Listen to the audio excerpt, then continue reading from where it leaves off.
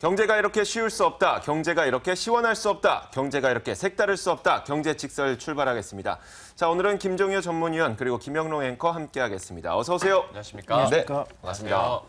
자, 반갑습니다. 오늘은 저희가 예고를 해드린 대로 이 현대기아차에서 어떤 이 논란거리가 발생을 했는지도 짚어드릴 거고, 거기에다가 이 지금 현재 현대차의 상황이 왜 이런 상황이 나타나고 있는지 김종효 전문위원과 함께 이야기를 좀 나눠볼 거예요. 네. 자, 그러면 오늘 준비한 주제 무엇인지 지금부터 확인해 보시죠. 자, 오늘 저희가 준비한 주제는 일단 이겁니다. 무반응 현대기아차. 이 제목이 이걸 내포하고 있어요. 얼마 전에 발표됐었던 글로벌 판매량이 나쁘지 않았고 또 시장의 반응도 그렇게 썩 나쁘지 않았던 것 같은데 그럼에도 불구하고 오늘도 현대기아차 주가 하락하고 있고요. 그리고 내리막길을 좀 걷고 있는 듯한 느낌도 들고 그래서 한번 좀 낱낱이 파헤쳐보는 시간을 가져볼 겁니다. 네. 자, 먼저 제가 그 현대차와 기아차 판매량이 어떻게 나타났는지 간략하게 좀 개요를 정리를 해드릴게요. 네. 저는 그 현대차와 기아차의 글로벌 판매량을 보면서 좀 이런 느낌이 들었어요.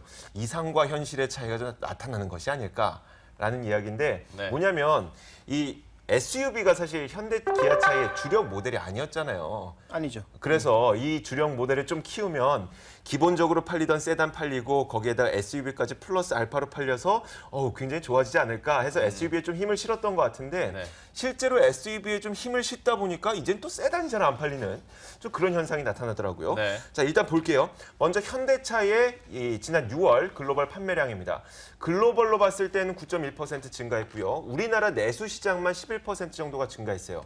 그런데 눈에 띄는 점이 미국에서 소매 판매, SUV 판매가 산타페가 99%, 그리고 투싼이 75% 굉장히 빠르게 증가를 한 거죠. 자, 그런데 항상 단이 붙죠. 자, 세단 판매가 부진했고 수출이 부진했어요. 세단 판매가 얼마나 부진했는지 보니까 일단 그 소나타 그랜저 이런 것들의 세단 판매가 부진했는데 제네시스를 제외하고는 다 역성장을 했다고 합니다. 네. 그렇다 보니까 굉장히 사람들이 이게 잘 나온 건가 못 나온 건가 혼란스러울 수밖에 없겠죠. 기아차도 좀 비슷한데요. 자, 기아차 볼게요.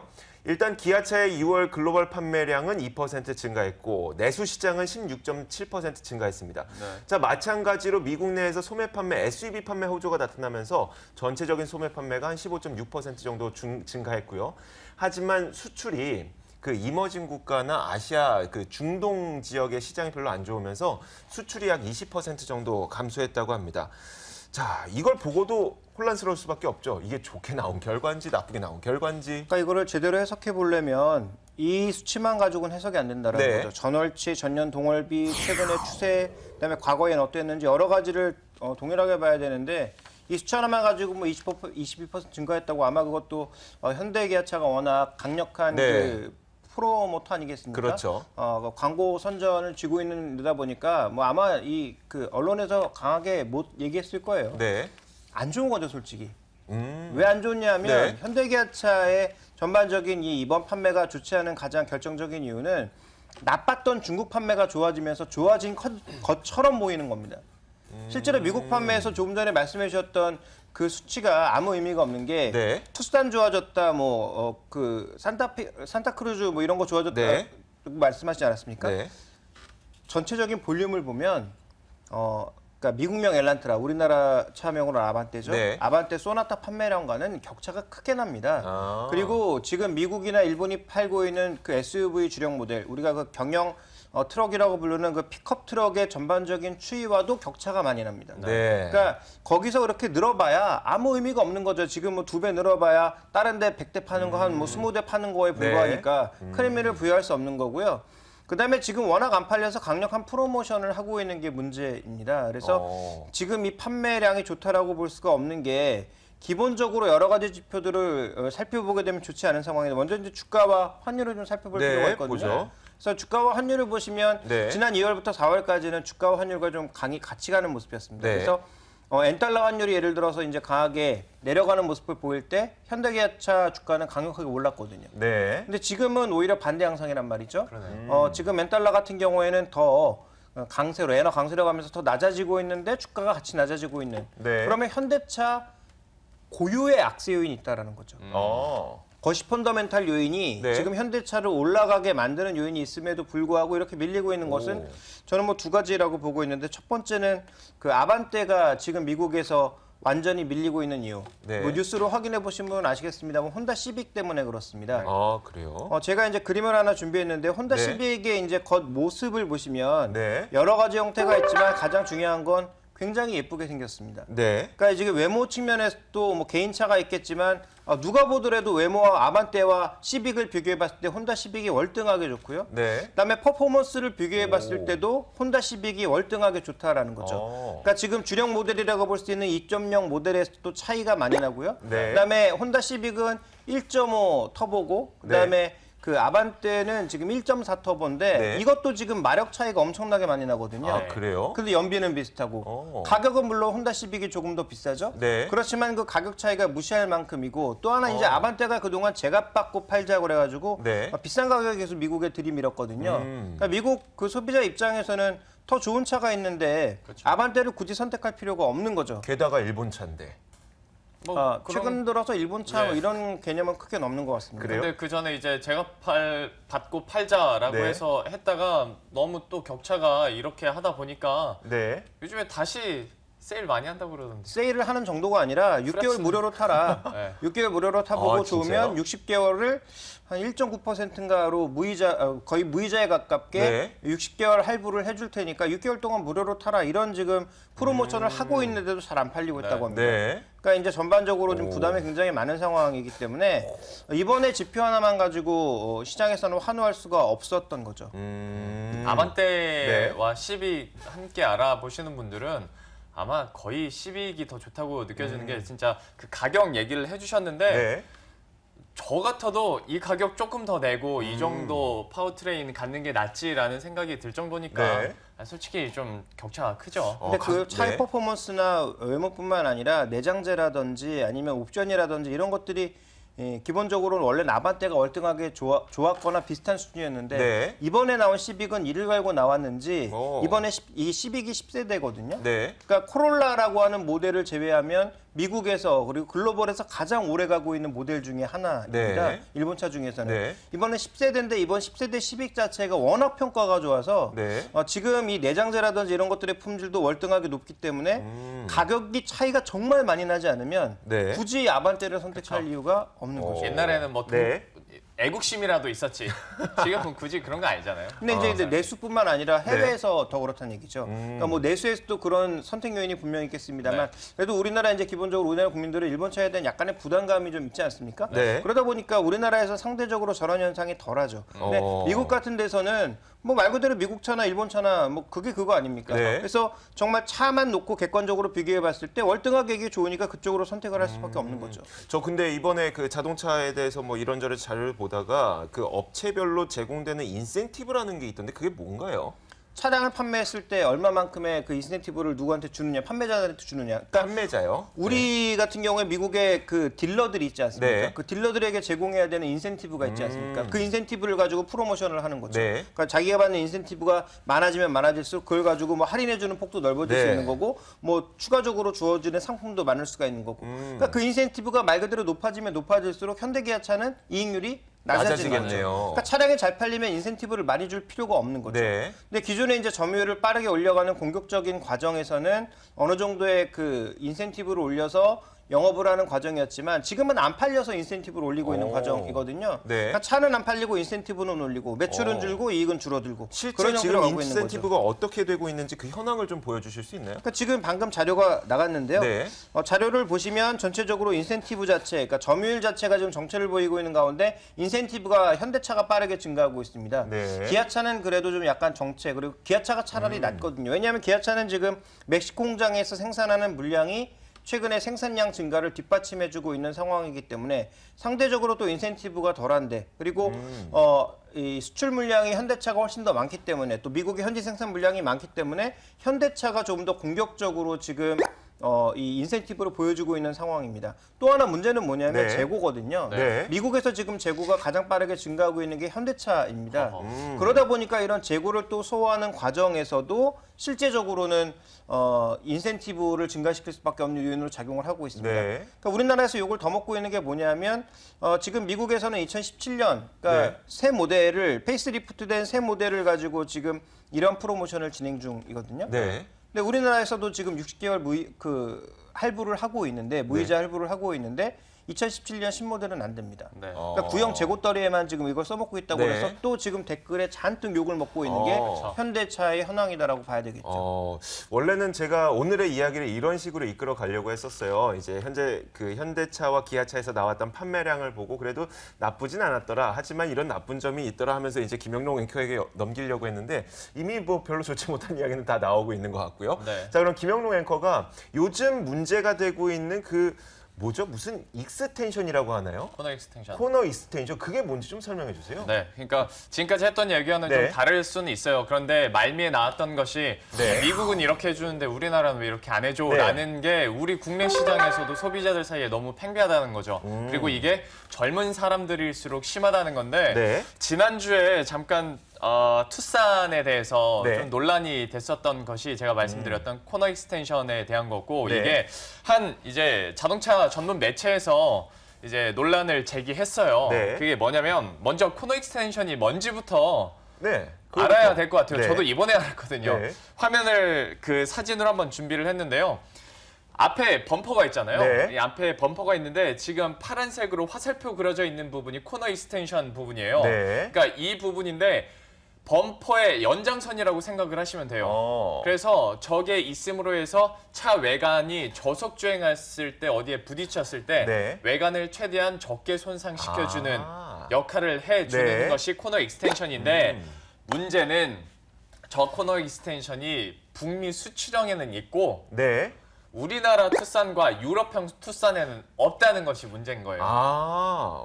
그러다 보니까 네. 이제 모터그래프에서는 이번에 투싼이 미국에서 이제 미국 고속도로 안전보험협회에서 네. G 등급을 받았거든요. 등급 중에서는 제일 높은 등급이에요. 네. 그래서 만약에 저 코너 익스텐션이 없는 상태에서 실험을 했다면 네. 과연 G 등급을 받을 수 있었겠냐라고 네. 얘기를 하면서 네.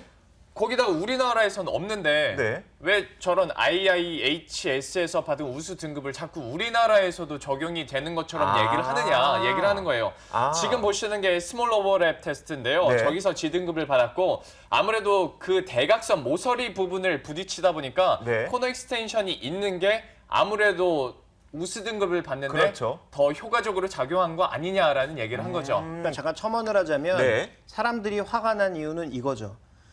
그러니까 미국에서 뭐 스몰 오버랩 평가에서 좋은 평가를 받은 거 좋다 이겁니다. 네. 그걸 가지고 국내에서 대대적으로 지금 광고의 마케팅 포인트로 잡았거든요. 우리나라는 아닌데도 불구하고. 그러니까 우리나라에 그게 없었는 걸 아무도 몰랐죠. 네. 그러니까 미국에서 저런 평가를 받았으니까 투싼은 안전한 차다라고 선전을 했는데 네. 그러다 보니까 이 부품을 살펴봤는데 미국에 있는 부품이 우리에는 없다. 없어. 네. 그러면 아니 너희가 마케팅한 포인트는 이건데 이 부품이 우리나라에는 없다? 이게 말이 되느냐? 네. 그렇지 않아도 현대기아차에는 국내 소비자들이 굉장히 불만이 많이 쌓여 있는데 네. 이것이 하나의 또 불만으로 완전히 폭발을 하게 된 거죠. 그래서 이걸 가지고 문제를 삼고 계속 댓글이 달리고 그다음에 자동차 관련 사이트에서 계속 말들이 만들어지니까 네. 현대차가 그 입장 표명을 했죠. 네. 그 부분도 한번 말씀해 주시죠. 일단 말씀하셔도 되는데 제가 알겠습니다. 김영롱 앵커가 준비했으니까요. 아, 예. 얘기를 하신 것처럼 되게 네. 얘기를 하신 것처럼 그러니까 우리나라에서도 투싼 언론에서 보도할 때 여기 스몰 오버랩 테스트에서 굉장히 좋은 반응을 받았다 네. 했다가 말씀해 주신 대로 우리나라는 아니다 보니까 논란을 제기했고 현대차 측에서는 이 부품이 코너 익스텐션 부품이 스몰 오버랩 테스트와는 무관하다라고 발표를 했고요. 그리고 그저 그냥 범퍼 손상 줄이기 위해서 한 거다. 그런데 우리나라는 이 충돌 안전법상 네. 넣지 못한 것이다. 만약에 코너 익스텐션을 부착을 하게 네. 되면 사람과 부딪혔을 때 사람이 상해를 얻을 수 있는 가능성이 더 커서 네. 안 넣었다라고 공식적으로 기자들을 불러놓고 보도자료를 배포한 게 아니라 네. 이 블로그에다가 현대차 공식 블로그에다가 왈가왈부 이렇게 논쟁을 펼쳤어요. 네. 그렇게 하다 보니까 네. 이 모터그래프에서 다시 한번 재반박을 한 내용이 또 있었는데요. 네. 이게 코너 익스텐션이 아니라 네. 연장된 범퍼빔이라는 거예요. 그러니까 코너 익스텐션일 경우에는 네. 진짜 충돌 안전법상 네. 뺄 수밖에 없어요. 우리나라에 들어올 때는. 네. 근데 만약에 저게 연장된 범퍼빔, 그러니까 범퍼에서 오히려 더 연장된 거라고 하면 이제 얘기가 달라지는 거예요. 그러니까 그렇게 되면 미국 북미 수출형에는 범퍼가 만약에 길이가 7이라고 칩시다. 네. 그러면 7짜리 범퍼를 장착해 놓고 네. 우리나라에는 5짜리 5짜리. 범퍼를 장착해 놓은 거라고 볼 수도 있다는 거죠. 만약에 저게 연장된 범퍼빔이라고 네. 한다면. 그리고 또 한 가지가 이게 좀 애매한 건데 국토부에 문의를 했대요. 네. 그랬더니 코너 익스텐션도 그렇고 연장된 범퍼빔 같은 경우에도 네. 규정된 법안 안에서 기업의 재량이라고 확인을 했다는 거예요. 그런데 이게 좀 애매한 게 규정된 법안 안에서 기업의 재량이란 게 참 해석하는 것마다 그렇죠. 좀 달라질 수 있긴 합니다만은 어쨌거나 이제 논란이 될 수밖에 없고 현재 소비자들 사이에서 그러니까 불신이 굉장히 많잖아요. 네. 그런데 여기에 기름을 부은 거죠. 그렇죠. 그러니까 과거 이제 네. 수카페 논란부터 현대기아차의 논란이 굉장히 많았거든요. 네. 뭐 새 차를 샀는데 조금 지나니까 물이 찬다부터 시작해서 네. 뭐 소나타도 여러 가지 논란이 있었고 그래서 나오는 차마다 물론 판매량이 많아지니까 저렇게 논란이 될 수 있는 차는 있겠죠. 네. 중요한 건 뭐냐면 현대기아차가 이걸 슬기롭게 잘 넘어갔으면 좋은데 네. 슬기롭게 넘어가지 못하고 의문스럽게 계속 깔아뭉개고 넘어가고 그렇지 않다 너희가 틀렸다 우리 말을 믿어라 네. 그러다 보니까 이제 최근에 그 자동차 관련 댓글에는 어떤 얘기들이 주류를 이루고 있냐면 네. 최근에 국내에서 또 소나타가 밀리면서 SM6라든지 그다음에 그 말리부 이런 것들이 또 판매량이 급증하고 있지 않습니까? 네. 그러다 보니까 이제 말리부 댓글에는 현대기아차를 옹호하는 사람들이 몰려와서 이런 그 알바들이 뭐 그 네, 차가 그렇죠. 좋다고 선전하고 있다라고 얘기하고 반대로 또 현대기아차에는 또 뭐 SM 쪽 아니면 뭐 네. 쉐보레 쪽에 그런 알바들이 몰려와서 이 차를 나쁘다고 얘기하고 있다 이런 식으로 서로 싸우고 난리도 아니거든요. 맞아요. 그래서 이런 혼잡한 상황을 만든 게 현대기아차가 아닌가라고 보여지고 있기 때문에 뭐 이게 주가에 영향을 미친 요인은 아니라고 하더라도 최근에 현대기아차가 내수 시장에서 맞닥뜨리고 있는 근본적인 문제를 설명해주고 있다 이렇게 볼 수 있는 상황입니다. 그리고 진짜 네. 옛날에는 어르신 분들 같은 경우에는 그래도 국내차 타야지라고 네. 하신 분들은 소나타를 선택하셨겠지만 네. 이제 앞에서도 우리가 본 것처럼 더 이상 그런 시장이 아니에요. 네. 그리고 젊은 소비자들이 이렇게 좀 열을 받다 보니까 현대차 측에서는 그러면 제대로 해명을 하고 제대로 네. 근거를 제시해야 되는데 얘기를 해주신 것처럼 그거 아니야. 너희들 잘못 알고 있는 거야. 니네가 잘 몰라서 그래. 우리는 아니야 똑같아 네. 똑같아 라고만 얘기를 하다 보면 그리고 이번에 해명한 것도 블로그에다가 이렇게 갑자기 네, 그러니까요. 담론을박하는 게 이게 말이 됩니까? 뭐 이렇게 하다 보니까 이제 더 불씨만 커지고 있는 거죠. 네. 그런데 이런 불신이 사실 그냥 사회적으로만 커지고 있는 것 같지는 않고요. 주가 측면에서도 좀 커지고 있는 것 같지 않아요? 어떻게 보세요? 일단 가장 중요한 건 아까도 말씀드렸지만 분명히 주가가 올라야 되는 조건이 있었음에도 불구하고 안 오르고 있다. 네. 분명히 문제가 있는 거죠. 네. 그러니까 아까도 말씀드렸다시피 볼륨 모델이 지금 글로벌 시장에서 안 팔리고 있다. 네. 뭐 신흥국에서 좋아졌다고는 하나 바닥치고 좋아지고 있는 거지 이게 과거만큼 좋아진 수치가 아니거든요. 네. 내수 시장에서는 개소세 문제보다 더 문제가 되고 있는 건 쉐보레와 SM의 지금 반격이 더 무서운 거거든요. 네. 그러니까 이런 여러 가지 요인들이 복합적으로 작용하고 있는데 또 하나 무서운 건 뭐냐면 GM이 지금 우리나라에 들어올 때 미국에선 비싸게 팔고 있는 걸 우리나라에 들어올 때 부품 몇 개 띄워가지고 가격을 확 낮춰서 가지고 옵니다. 네. 그래서 국내 차와 거의 비슷한 가격에 들어오거든요. 네. 그러니까 이게 이제 경쟁이 되는 그렇죠. 거죠. 그러니까 현대기아차는 지금 바짝 정신 차리고 조여야 될 텐데 현재도 지금 뭐 급발진 논란이라든지 이런 논란이 나타날 때마다 고객에 대응하는 그런 자세를 보면 네. 아직도 자기들이 뭔가 상위에 있다. 우리나라의 판매량이 뭐 글로벌 판매량에 비하면 얼마 안 되기 때문에 또 우리나라 시장 점유율 한 70% 되다 보니까 네. 여전히 자신들이 갑질을 좀 하고 있는 네. 그런 논란에 충분히 쌓일 수가 있습니다. 따라서 제가 보기엔 현재 이 주가 자체가 못 가고 있는 결정적인 이유도 이런 식으로 해서 잘 팔 수 있겠는가에 대한 부담감이 나타나고 있는 거죠. 네. 그래서 미국이나 중국이나 모두 SUV가 잘 팔리고 있는데 현대기아차 SUV가 솔직하게 까놓고 얘기하면 네. 그게 SUV입니까? SUV처럼 생긴 차거든요. 네.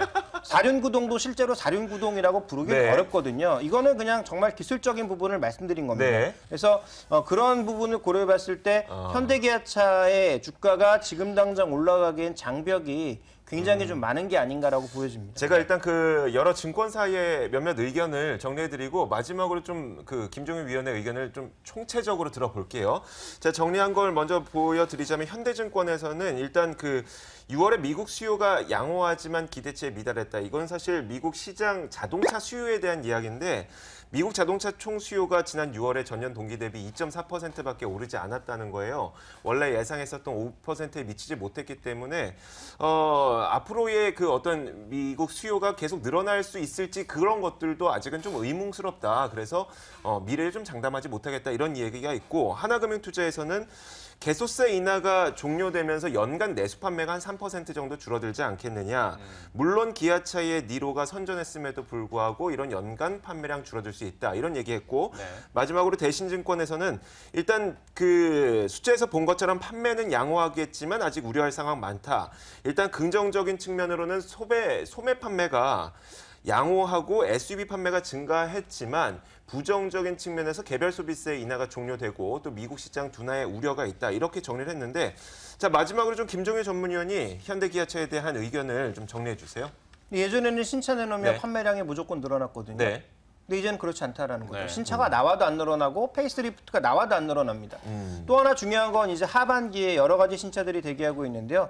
특히 쉐보레 쪽에서 볼트라고 하는 전기차를 가져오게 되면 이 볼트가 가격은 싸고 그다음에 능력은 지금 테슬라 모델 3하고 거의 비슷합니다. 네. 가격이 지금 3천만 원대, 4천만 원 사이로 알려지고 있거든요.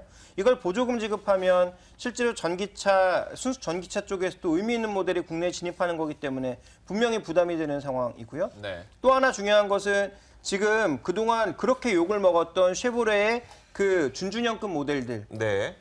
이름 제가 차 이름이 뭔지 잠시 까먹었는데 임팔라요? 아니요 임팔라는 준준형이요? 대형 크루즈. 크루즈? 네. 크루즈도 신형 모델이 들어오는데 이것도 미국에서 평가가 굉장히 좋거든요. 네. 근데 이것도 공격적인 가격으로 들어오게 되면 아반떼 라인에서도 분명히 경쟁이 된단 말이죠. 네. 그러니까 이런 여러 가지 요인들 자체가 존재하고 있기 때문에 내수에서도 그렇고 지금 해외 쪽에서도 판매를 추가적으로 늘릴 수 있을지가 굉장히 불안 요인이 많습니다. 근데 현대기아차의 나머지 신차들은 빨라야 하반기 아니면 현대차는 내년 정도에 나오거든요. 네. 그러니까 이런 그 여러 가지 요인들을 고려해봤을 때 현대기아차 싸기 때문에 추가적으로 여기서 더 빠진다, 주가가 뭐 급락한다 이런 건 아니지만 네. 올라갈 만한 요인이 좀처럼 없다라는 거죠. 그래서 여러 가지 긍정적인 요인에도 불구하고 현대기아차의 매력이 없기 때문에 여전히 전체적인 증권사들의 의견처럼 자동차주에 대한 투자 의견은 부정적일 수밖에 없다 이렇게 네. 말씀드리겠고요. 이 부정적인 여건이 벗어나는 것은 아마 내년에나 확인이 가능하다 이렇게 말씀드리겠습니다. 네, 한마디로 말씀해 주세요. 결론은. 사지 마라. 아 진짜요? 자, 찍어 주세요. 네. 자, 김종효의 사지 전문 결론 직설. 네. 사지 마라. 네. 싼 거 빼면 매력 없다. 네. 자, 얘기했고요. 그러면 김영롱 앵커는 어떤 결론입니까? 제 결론 직설은 차이와 차별의 다름 글쎄라고 해봤습니다. 네. 이번에 현대차가 공식 블로그에서 글을 내놓으면서 부제로 달았던 게 차이와 차별의 다름이라는 거였어요. 그러니까 네. 이거는 차이지 국내 소비자를 차별하는 게 아니야라고 해명을 했는데요. 사실 국내 소비자들은 이제 차이와 차별의 두 개를 구분하지 않아요. 마음도 이미 상했고 조금만 차이가 있으면 이걸 차별로 느낄 수밖에 그렇죠. 없는 상황인데요. 제가 이제 막 여러 가지 조사를 하다가 베스트 댓글 이걸 네. 보고 저도 너무 공감이 됐고 많은 분들이 공감이 될 것 같아서 잠깐 한번 제가 읊어드릴게요. 네. 현대기아차와 국내 소비자들 간에 이런 메비우스의 띠가 있다는 거예요. 네. 그게 뭐냐면 현대기아차 수출용과 내수용이 차별이 있나요? 하면 현대차는 아닙니다. 부품이 똑같이 들어갑니다. 차별은 없습니다. 네. 그러면 소비자들이 그럼 해외에서 리콜된 거 우리 국내에서도 해당이 되는 건가요? 적용이 되는 건가요? 하면 네. 현대차에서는 그 부분은 적용되는 부품에 차이가 있기 때문에 국내에서는 리콜이 해당 사항이 없습니다. 그렇다면 부품에 차이가 있다는 건가요? 국내와 그리고 네. 수출용이 다른 거네요? 아닙니다. 사용하는 부품은 차별이 없습니다. 하면서 무한 궤도를 돈다는 네. 거예요. 그런데 실제로 진짜 이렇게 되는 것 같아요, 분위기가. 네. 그렇다 보니까 좀 과연 차이와 차별을 계속 현대차가 구분해 가면서 그저 아니라고 하는 게 능사인가 네. 라는 생각을 해봤고요. 마지막으로 짧게는 아까 제가 말씀드렸던 코너 익스텐션 관련 부분 얘기하면서 규정상 규정된 법안 안에서 기업의 재량이다라고 국토부에서 얘기를 했댔잖아요. 네. 우리나라가 이런 안전 부분에서 좀 더 촘촘한 법안들이 있어야 돼요. 그러니까 뭐 에어백도 그렇죠. 이번 코너 익스텐션도 그렇고 이런 안전 사양들에 대해서 얘기가 참 많이 나오는데 네. 기업에다가도 물론 불만을 얘기할 수 있겠지만 이런 법안을 만드는 국토부에다가도 뭔가 컴플레인을 해야 이런 차별을 받지 않을까라는 생각도 해봤어요. 네, 알겠습니다. 굉장히 오늘 시원한 방송이 되고 있는 것 같아요. 아까 김종현 전문위원이 SUV 모양을 한 차다. 이거랑 메비우스 D. 저는 참 재밌게 들었습니다. 네. 저는 마지막으로 좀 그 국내 증권사의 리포트를 보면서 이런 느낌이 들었습니다. 행님, 모르죠.